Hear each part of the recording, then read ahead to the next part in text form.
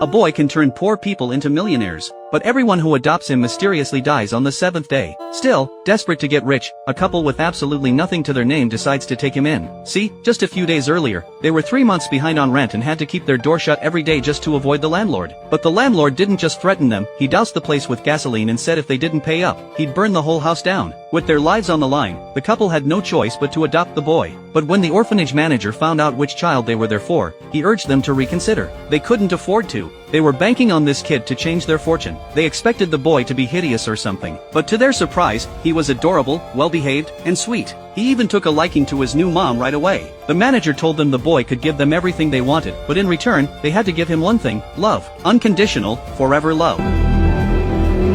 The husband, though? He was already planning to kill the boy on day 7. The wife brought out the only 2 eggs they had in the house, just hoping to make the kid happy. But the moment the boy fell asleep, 500,000 appeared out of thin air right next to his pillow. So the rumors were true after all. The next morning, the wife woke up to find the boy standing right in front of her. He pointed to a photo and asked who the little boy in it was. She explained it was her son, her child who died in an accident. But before she could say more, her husband barged in and cut her off. The man had bought the boy a toy car and said he was heading out to collect scrap for money. So the wife decided to go out too, picking up plastic to sell. But then she heard someone call out "Mom." She figured she was just hearing things and kept working. Then the voice came again, and there, standing right in front of her, was her dead son. The garbage truck ahead suddenly started reversing. She watched in horror as the scene of her son's death played out all over again.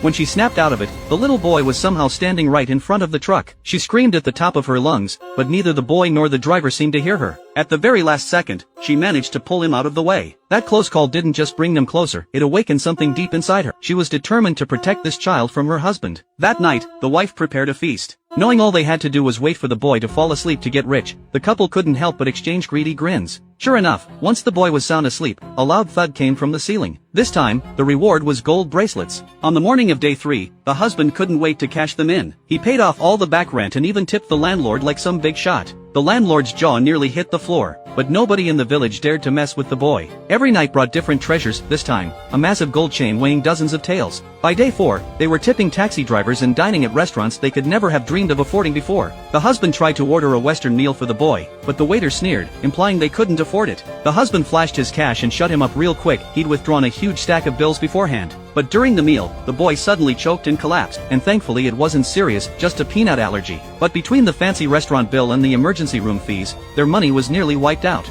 And because of the boy's episode, they didn't receive a single cent that night. Day 5. Eager to get more wealth, the husband promised to take the boy to an amusement park once the rain stopped. But they didn't even have enough for that now. He started complaining about getting nothing the night before. The ceiling was leaking. He said they never should have taken the kid to that restaurant, they should have waited until they were loaded before spending big on him. But by now, the wife already saw the boy as her own son. She begged her husband not to hurt him. The husband said he didn't want to either, but everyone who'd adopted the boy before had died. This was the only way they'd survive.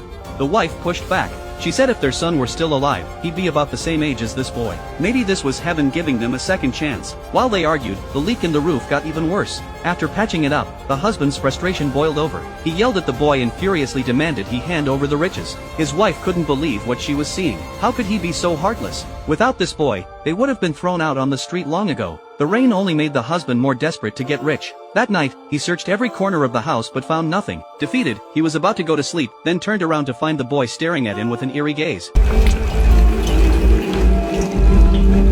Day 6. The husband had barely fallen asleep. When the wife woke up, the boy was gone. She rushed outside and saw something terrifying. The boy was crouching next to a towering pile of garbage, and the wall beside it could collapse at any moment. She frantically called for him to come back, but it was already too late.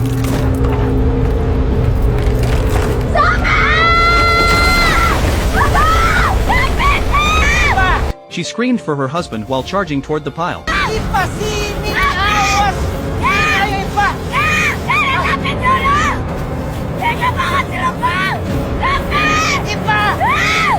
Seeing there was no stopping her, the husband ran in to help. Just as they reached the boy, disaster struck again.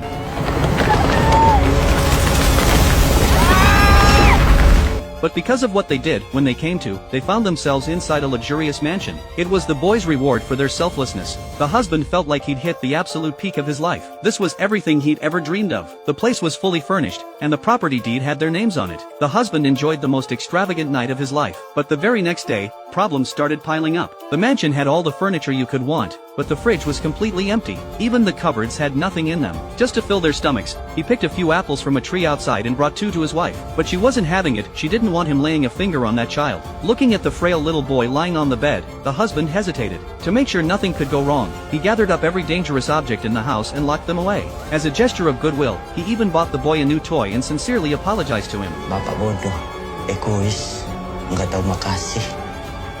Padahal kamu udah nyelamatin kita. Masih semua ini, kebahagiaan ibu. Bapak percaya, kamu nggak akan ngapa-ngapain kita.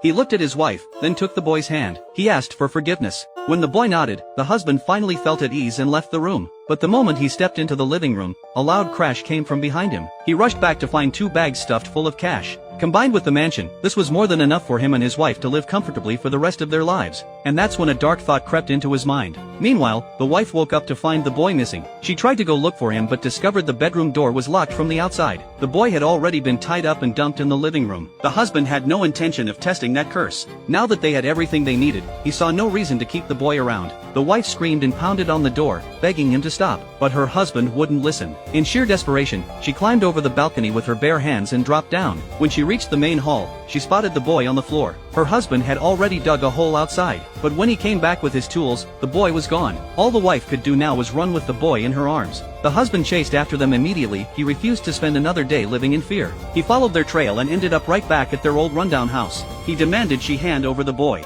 but she'd already accepted him as her own. These few days together had made her love him. The husband didn't care. He insisted the boy was a demon and ripped him from her arms. But just as he turned to leave with the boy, a chill ran down his spine. To stop her husband's madness, the wife had stabbed him. She was consumed with regret, because no matter how poor they'd been, her husband had never once let her suffer. She dropped to her knees, apologizing over and over. But it was too late. She looked at the boy, trembling in the corner, then slowly picked up the dagger. Her eyes were filled with hatred as she moved toward him, step by step. But then, she turned the blade around and plunged it into her own chest. The little boy was sent back to the orphanage once again. Who knows what the next family to adopt him will go through.